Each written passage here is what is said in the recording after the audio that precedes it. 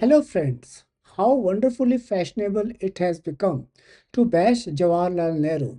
After all, what did India's first Prime Minister, who was also the foundational Prime Minister of India, ever do except, merely lay the foundations for the world's largest democracy? Such a trifling achievement, really. Let's join the chorus of critics who seem to have mastered the art of historical amnesia. Because surely establishing premier institutions like the IITs, AIMS, and BARC was such a terrible mistake. I mean, who needs world class engineers, doctors, and nuclear scientists anyway? Clearly, Nehru was completely misguided in believing that India needed a scientific temper to progress. How dare he establish institutions like ISRO that now casually sends missions to Mars at a budget less than what Hollywood spends making movies about Mars? And speaking of his mistakes, let us talk about those pesky democratic institutions he built. How inconvenient that he insisted on establishing a robust parliamentary democracy when he could have easily become a dictator, like so many of his contemporaries. In those days, Third World was full of dictators. What a nuisance that he strengthened institutions like the Election Commission, an independent judiciary, and a free press. The same press which now you know what it is. Now just imagine how much simpler things would be without all these democratic checks and balances getting in the way of absolute power. And that is what now everybody is seeking absolute power. What will they do with it? Well, only they know. And what about his secular vision? Oh, please, how absurd to imagine that a nation with hundreds of languages, religions, and cultures might need a framework for peaceful coexistence. Surely it would have been much better to let the country splinter into religious enclaves right after independence. After all, what's a few civil wars between friends? Let us examine his terrible blunders in detail, shall we? What a catastrophe that Nehru insisted on building institutions like the Atomic Energy Commission in 1948. All it did was make India a nuclear power and establish a robust civilian nuclear program. How foolish of him to start space research in the 1960s with the Indian National Committee for Space Research, which later became ISRO. Now we are stuck with the ability to launch satellites, conduct Mars missions, and help other countries with their space programs. The shame.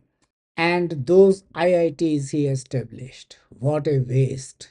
They have only produced thousands of world class engineers, tech entrepreneurs, and innovators who have contributed to global technological advancement. Surely India would have been better off without institutions that consistently rank among the world's best engineering schools. Oh, how Nehru failed India by insisting on democratic values. Just look at the terrible consequences. A robust parliamentary system that has survived numerous challenges, regular, free, and fair elections, the world's largest democratic exercise, an independent judiciary that can and does check executive power. A vibrant free press that speaks truth to power. Some might differ here. A professional civil service selected on merit. What a disaster that India didn't follow the path of many newly independent nations that embraced military dictatorship or one party rules. How unfortunate that he established conventions like parliamentary debates, question hour, and respect for opposition voices. If you do not know what is question hour, look up in the Google. Clearly, these are all unnecessary impediments to efficient governance. And let's not forget his most terrible creation, non alignment. How dare he suggest that a newly independent nation should chart its own course in foreign policy rather than becoming a satellite state of either superpower during the Cold War? What foolishness to build relationships with both the United States and USSR, maintaining strategic autonomy while securing technological and economic cooperation from both sides. By the way, the strategic autonomy thing is nowadays being bandied about quite regularly by our powers that way. And about his support for anti colonial movements worldwide. How embarrassing. His emphasis on Asian solidarity and third world cooperation. How naive. All it did was establish India as a moral voice in international affairs and create goodwill among newly independent nations. Who needs goodwill nowadays? Is it not? Surely it would have been better to simply align with one bloc and sacrifice all autonomous decision making credibility, which even today we have got. And it's all thanks to Nehru. And yes, let us criticize his economic policies while conveniently forgetting the context of a newly independent nation starting from scratch after 2 centuries of colonial exploitation. How dare he focus on building basic industrial infrastructure, establishing public sector units in strategic sectors, and investing in science and technology?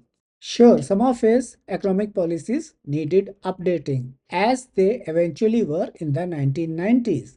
But let us ignore the fact that he built the basic industrial and scientific infrastructure that made later economic liberalization possible. Who needs steel plants, power stations, and technical institutions anyway? How inconvenient that despite all attempts to diminish his legacy, Nehru's contributions stubbornly refuse to fade away. They don't. Everybody is trying. Modern India's scientific achievements, its stable democracy, its strategic autonomy in foreign affairs, and its secular fabric, though under strain at present, all bear his unmistakable imprint.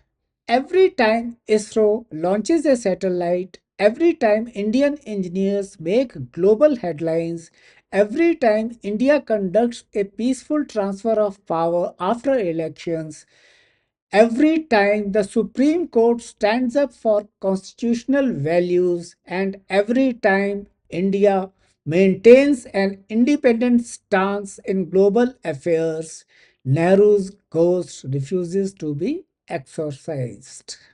So, yes, let us continue pretending that Nehru's legacy is being destroyed.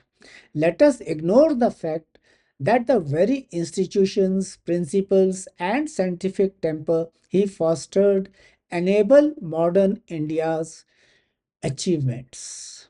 Let us overlook how his emphasis on democracy and secularism helped hold together one of the world's most diverse nations. After all, it is so much easier to criticize from the comfort of the 21st century than to appreciate the monumental task of building a modern nation from the ashes of colonial rule. It is more convenient to forget that the India we know today, with its space program, nuclear capabilities, democratic institutions, and global influence, stands on the foundations he had laid then. But here's the truly sardonic part.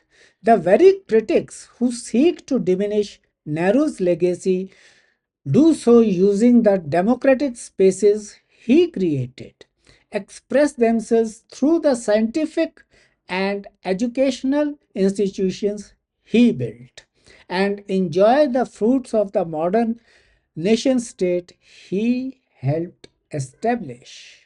Now, isn't that deliciously ironic?